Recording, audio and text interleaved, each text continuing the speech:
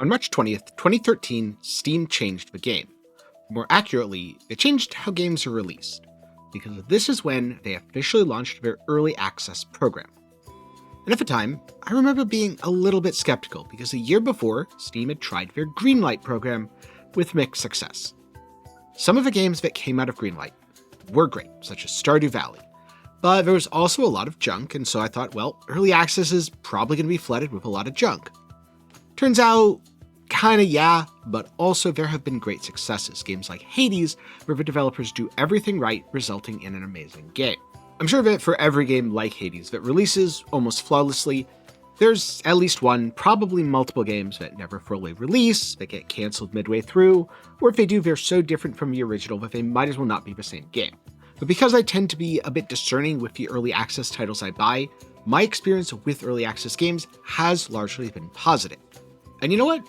Some of the launch titles for the program were great. We're talking about Arma 3, Kenshi, Prison Architect, and Kerbal Space Program, all of which ended up being an amazing success. Since then, the program has expanded to encompass literally thousands of games. And some of the early access titles that I've played, Slave Aspire, Tiny Rogues, Wayfinder, those all went very well, hit 1.0, they're amazing. But I've also had some bad experiences with titles like Wolcen Lords of Mayhem, that did launch, but was never really the same game from the early alphas. PAX Day, that's currently stuck in development hell and doesn't seem to be going anywhere fast, and Atlas, which still isn't finished. It's been something like 8 years, and at this point, you're probably better off just playing Sea of Thieves instead. So I think it's safe to say that early access both comes with advantages and challenges. On the upsides, as a player, you can often buy the game cheaper in early access than at full release.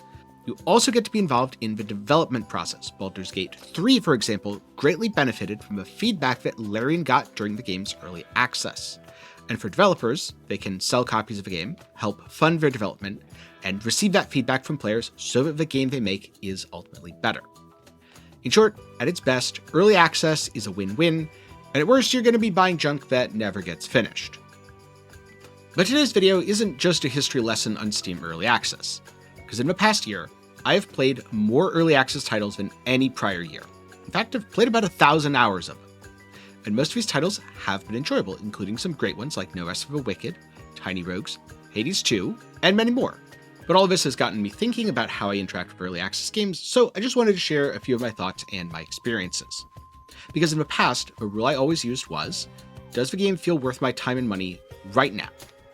I don't buy early access titles on what it may someday be.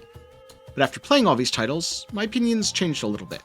Because I found myself sometimes playing a game when it first entered early access. In short, when it was at its worst, and then not returning for 1.0.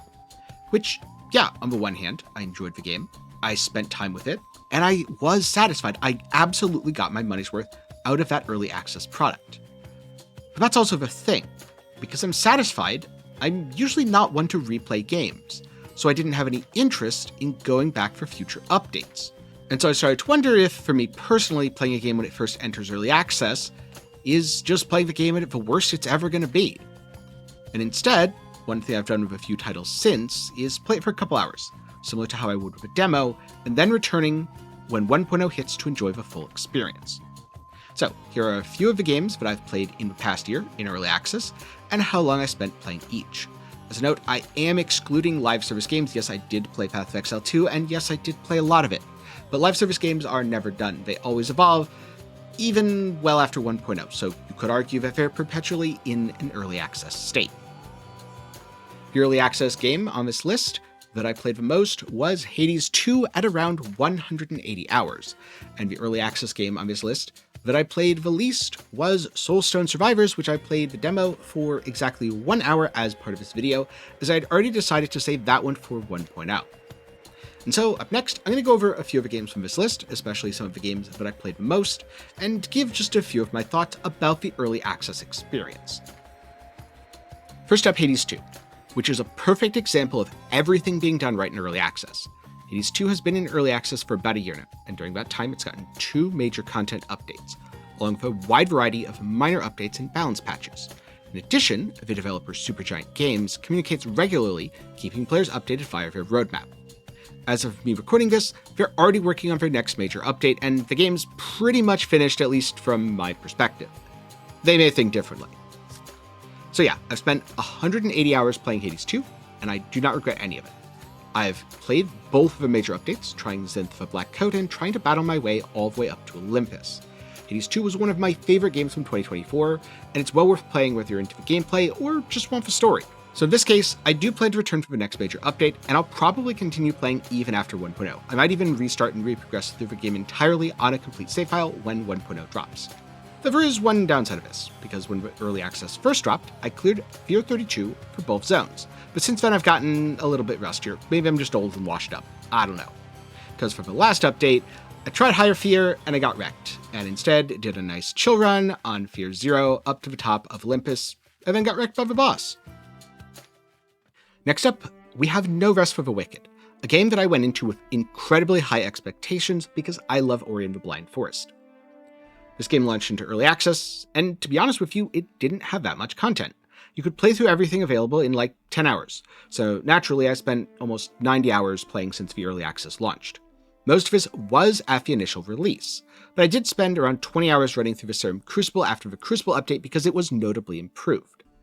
And the Breach update is the biggest update yet, adding a lot of new content to the game, rebalancing stuff, etc. And here's the thing, I've enjoyed my time with No Rest for the Wicked, but at this point I want to wait until 1.0, so I can experience the complete version of the game and its story in full when I return. In other words, I don't want to get to that point where I'm satisfied with it and just put it down and never come back. Next up we have Wizard of Legend 2, a game that I initially heard about through the III initiative, and it looked pretty cool. But I was going to wait for 1.0 because after the Early Access launch back in I think it was September, October, I saw that the reception was a bit mixed.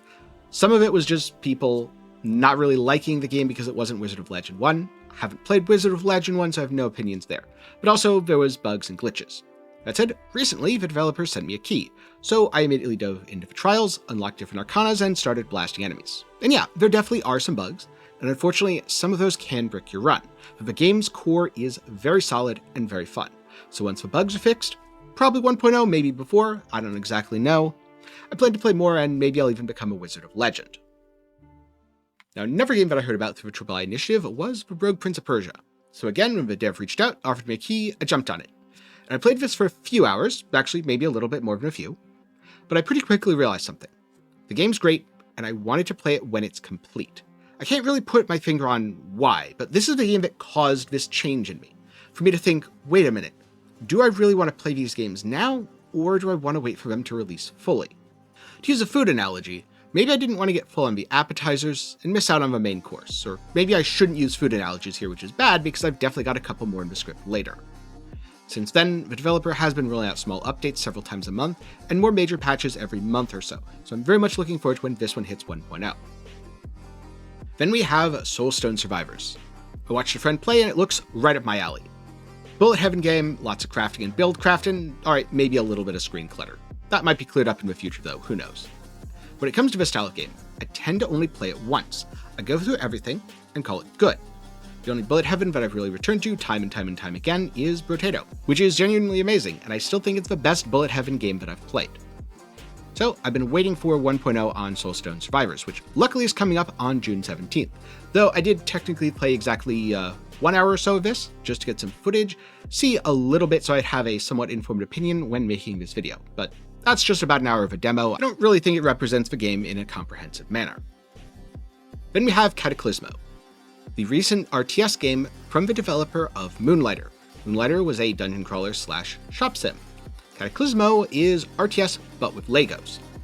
And I also heard about it through the III initiative, so once Early Access hit, I jumped in. And this is definitely the sort of game where jumping in during Early Access was a mistake, because I played through all of the campaign missions that were available at the time.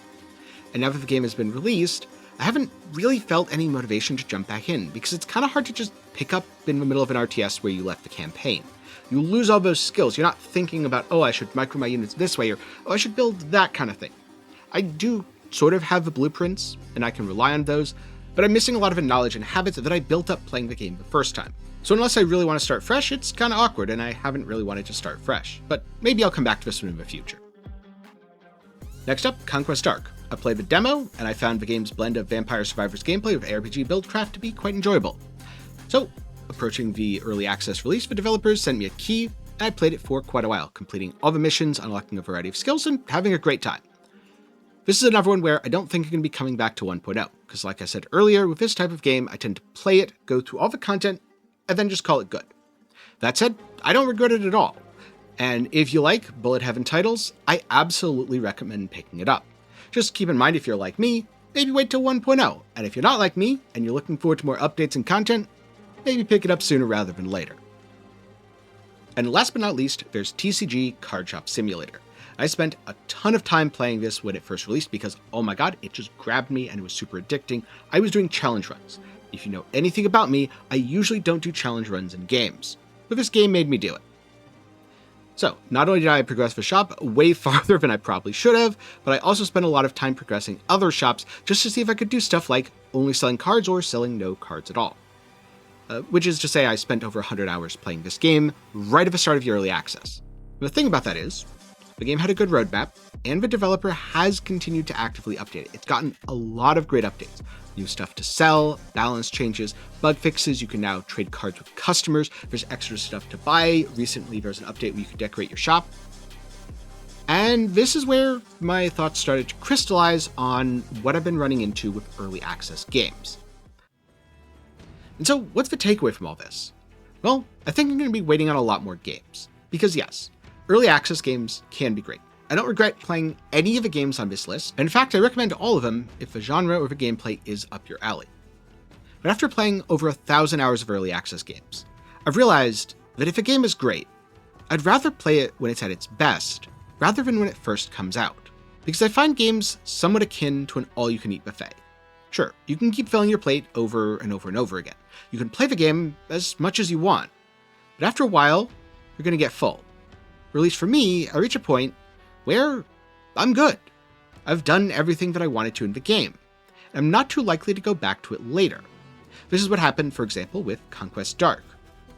And these days, there are so many cool games coming out. There are new games coming out all the time, and if anything, I feel like I don't have enough time to play all the games that I want to, rather than wanting to go back and replay old games, because, again, there's new stuff coming out all the time, and I really like trying those new experiences.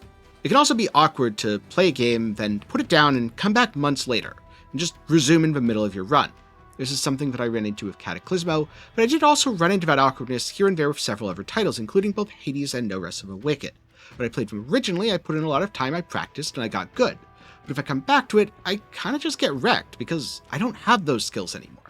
Or more accurately, I haven't practiced them anytime recently. So yeah, with a lot of games, I'm going to be waiting for 1.0 more often.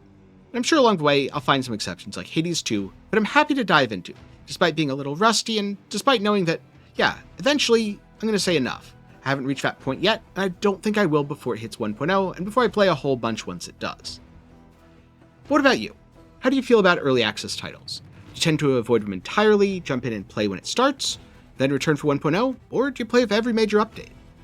Let me know some of your thoughts and some of your early access games that you have particularly strong memories of down in the comments below. Also, if you like seeing stuff like this, or if you want to see my thoughts on Soulstone Survivors, which I'm definitely going to play when it hits 1.0 on June 17th, then do be sure to get subscribed and maybe leave a like while you're down there. If you're looking for something else to watch after this, maybe check out my thoughts on the Rogue Prince of Persia, which again, I highly recommend, the challenge run I did in Card Shop TCG Simulator, or my review of Conquest Dark. All of those videos will be up in the card and down below. But for now, I'm going to get going. So, thank you very much for watching to the end. I'm glad you enjoyed, and I'll see you in the next one.